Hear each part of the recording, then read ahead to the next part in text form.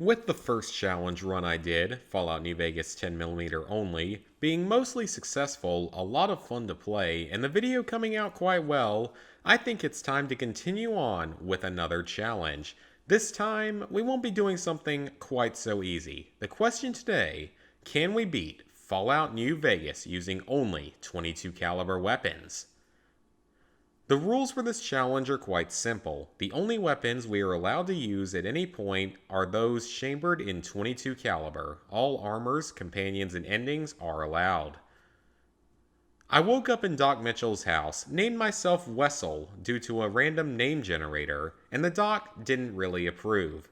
My skill setup wasn't anything special, with a focus on agility, intelligence, charisma, and endurance. I picked guns, speech, and sneak as my tag skills, and took good natured and wild wasteland as my traits, because why the heck not?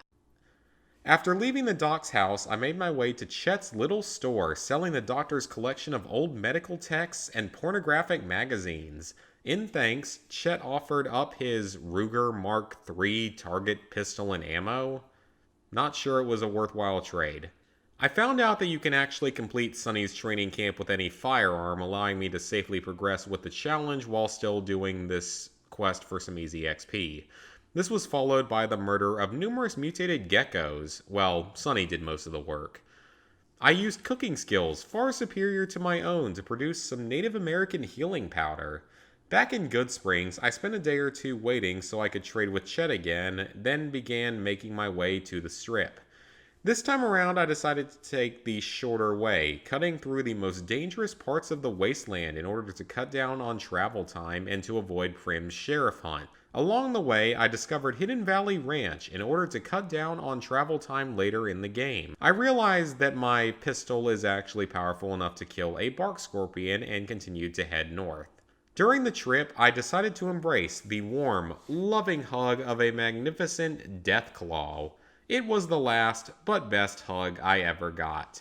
My parents could learn a thing or two from murderous, mutated chameleons. I think that's what they're supposed to be. On my second attempt, I stuck to the mountains, discovered the followers' outpost, and recruited Veronica at the I-88 trading post. I got into a fight with some fiends in the outskirts of Vegas and became quite thankful for Veronica's powerful fisting. I purchased a fully repaired pistol and ammo from the Gunrunners and made my way to Freeside. I already had over 2,000 caps, so I was actually able to enter the Vegas Strip with no difficulties.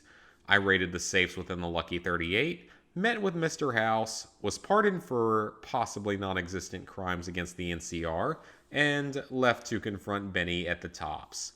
He misjudged my sexual preferences by sending 4 male chairmen to my room to have their way with me. Thankfully, I still had my pistol, given it counts as a holdout weapon even with a very low sneak skill. I met with Mr. Yes Man to begin working on his quest line yet again, and then left to meet all the factions of New Vegas.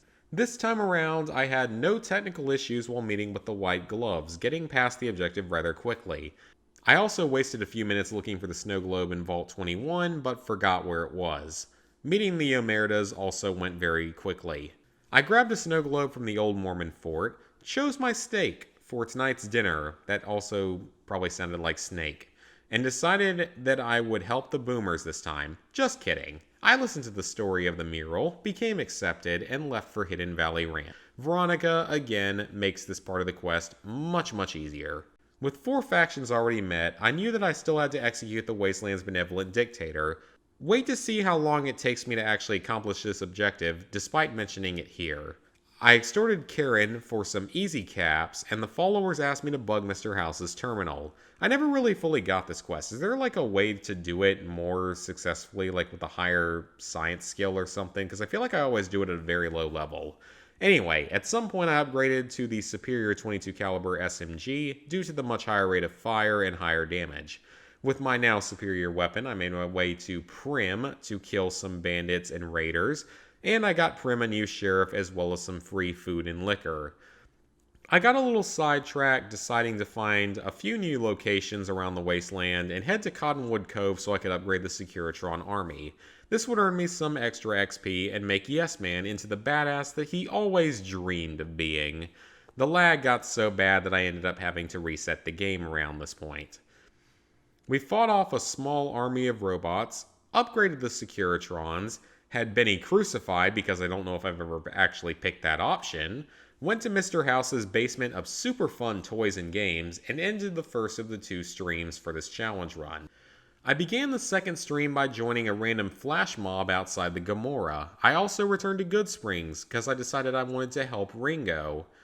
After recruiting some of the townsfolk to fight against the Powder Gangers, the fight ended up being pretty uneventful. The quest is meant to be tackled early in the game, therefore most of the enemies don't have much armor or decent weapons, so really even the 22 caliber SMG is acceptable enough to do it. Now, during this run, Joe Cobb actually hid inside of a house, something I don't think I have ever seen happen. We fought and ran from a group of fiends in the old Vegas rubble, took down some more geckos, and quickly talked to the cons, completing the obligatory Meet the Factions portion of any playthrough. So, my next task, once again, was technically to go and kill Mr. House. I still didn't do that. Instead, I went back to the Boomers, collected my winnings from betting on my own survival, and decided to do some quests with them to level up just a little bit more to make my life a little easier. With the number of ants currently inhabiting my apartment in South Carolina due to the changing weather, I had no problem with painfully mass murdering the ones that were stupid enough to eat gunpowder. I restarted the breakers and completed the quest. I went through the obnoxiously long process of hooking up Jack and his lover, something no one has ever done for me. Come on, guys, you gotta step up for me here. I also returned to Prim to revive my robot friend. My robot friend. I went all the way to the Mojave outpost to get some protection for Prim. Sadly, there were no magnums included, only a knockoff brand. I hope no one gets pregnant in the process. I lied my way into Helios 1, offered to help the idiot with sunglasses, salvaged solar panels, and repaired the arrays for the Boomers.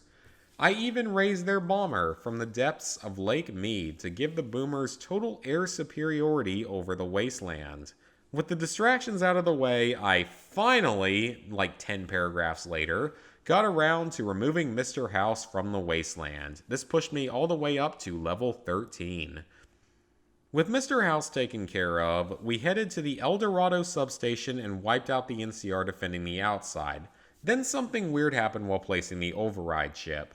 2 NCR soldiers entered, they showed some anger, but they didn't actually attack me. I mean, I still killed them both, but this was still really weird. After stockpiling some more 22 caliber ammo from various vendors, I returned to Yes Man and the final battle began. The Boomers dropped a very large size load over one or more of the factions in the game. Also, the 22 caliber still actually isn't the worst thing in the world. Something here triggered the Wild Wasteland trait. I don't know what it was. But I used the dam to power the Securitron army and push to the Legate's camp. The Praetorian Guards, with their stronger armor and powerful fisting, are still one of the tougher enemies that we have faced, so I ended up letting my team, now complete with a couple upgraded Securitrons, do most of the work for me. I had no intention to fight the Legate on this particular playthrough. I'm saving that for a more torturously sadistic run in the future. So I did the speech challenge. In the final minutes of the playthrough, I leveled up and took Here and Now, because why the hell not, for another level up. I told my robot army to have their way with General Oliver physically, mentally, and sexually. Only Yes Man seems to have obliged. But in the end, we beat Fallout New Vegas using only 22 caliber weapons. This run was quite fun. It offered more of a challenge than the previous one, as I went out of my way to do some of the extra side quests, and the 22 caliber is still pretty weak overall. But it wasn't too bad. Overall, it was definitely a challenge that I would recommend, and I hope you guys will be willing to try it out in the future as well. Join me next time for the first challenge run of Fallout 3.